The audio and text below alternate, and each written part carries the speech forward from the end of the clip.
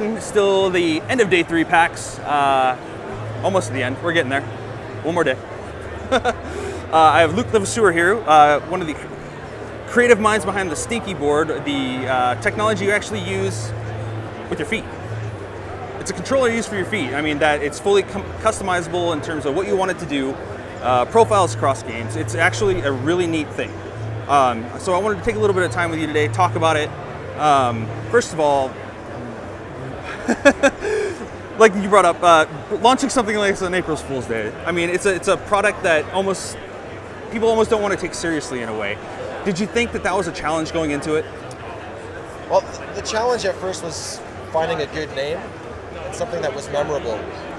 We didn't want to go with something like iBoard or anything like that. We wanted something like funny and memorable. So we kept going back to Stinky. It kind of made sense, you know, like if you play with your feet, and usually you play in your socks or barefoot, it just made sense to us. And yeah, some people don't like it, but usually it's those ones that talk about us the most. I think it's good marketing. If anybody's talking about it, it's generally a good thing, isn't it? Yeah. Just by coming up with the idea, I'd like to think that you had a lot of intentions at heart. Just you know, thinking of people that might not be able to play because of certain disabilities, perhaps. Did you think that would be a big thing coming into a project like this? I knew that it would be one of the things. My main thing at first wasn't to make money. It wasn't anything like that. It was just to make me a better gamer. I wanted to win. I like winning. The offshoot was this great opportunity for disabled gamers that haven't been able to game in a long time. All of a sudden, we put 2 of these under their feet, and they are laughing. Yeah, and I think that's super important, especially given there's a lot of people that they just can't use a computer the way it's meant to. And I hate to see those kind of people excluded by such an activity that many people enjoy. Yeah. So by giving them an option to use something like this, I think you've opened up a world for a lot of people. Thanks. It's hard to imagine that in a world like today we wouldn't have these kind of things.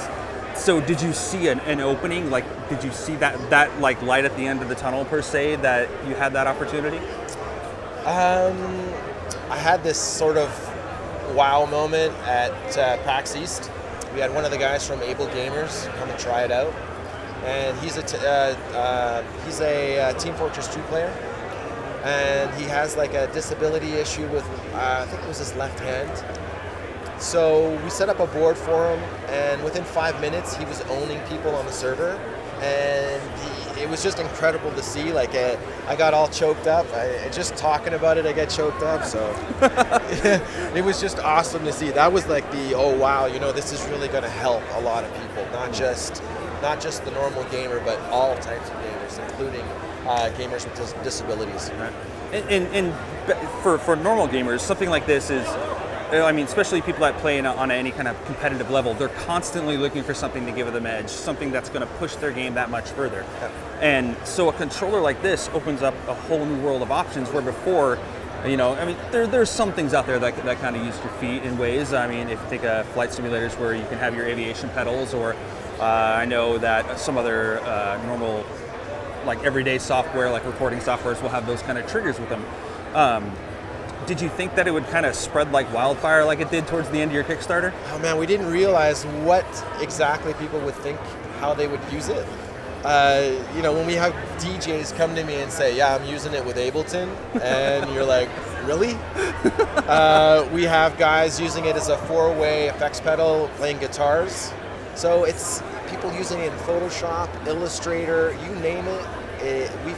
We find new ways to use it every day. Like, we find out about people using it in new ways that we never thought about, including in gaming. Like, I like using it a certain way in a game, but right away, like some of the guys that I play with, they're like, no, I play it like this. So I go ahead and try it, and I go, yeah, that is an advantage. So there's always something new with it, yeah. And I'd like to think part of that is due to your software too.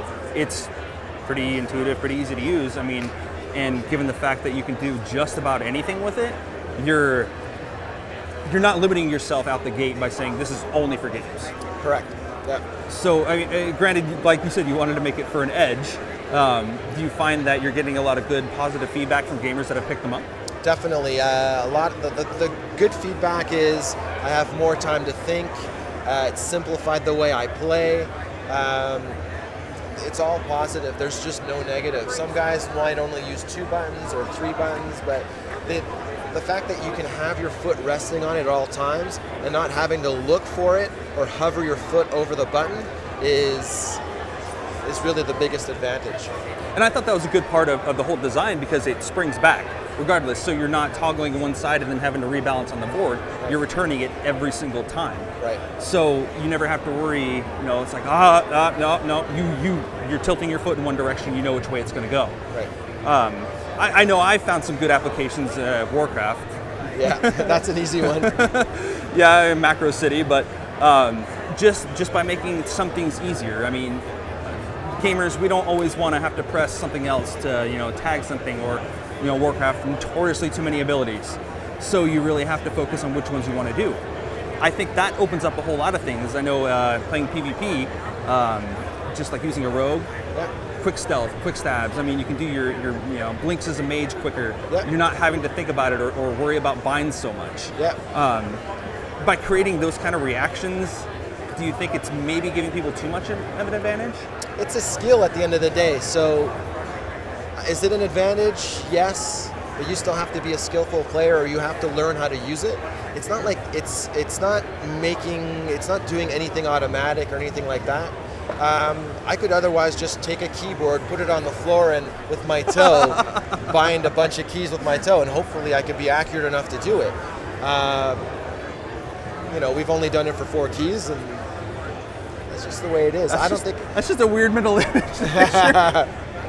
It's because online we've had guys go, well, I could just get a keyboard and map it this way, and it costs half the price. And, it doesn't work the same though. It's not the same thing, no. You might be able to do it with a controller, but even still, your button density is just too too small. tight. Yeah. And another thing, with making a product like this, you have to put it through some hell, because people are going to be stomping on it. Yeah. You're going to have people that are going to use it at all different levels. I mean, you have the tensioners, which make it really easy for some things, and it's just you wouldn't think something as simple as this board would be as customizable as it is.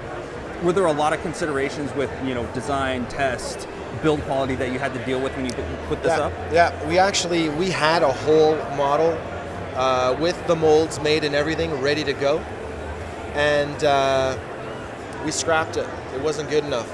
So we went back to the drawing boards. We hired a new industrial designer, and that's the model that he's come with today.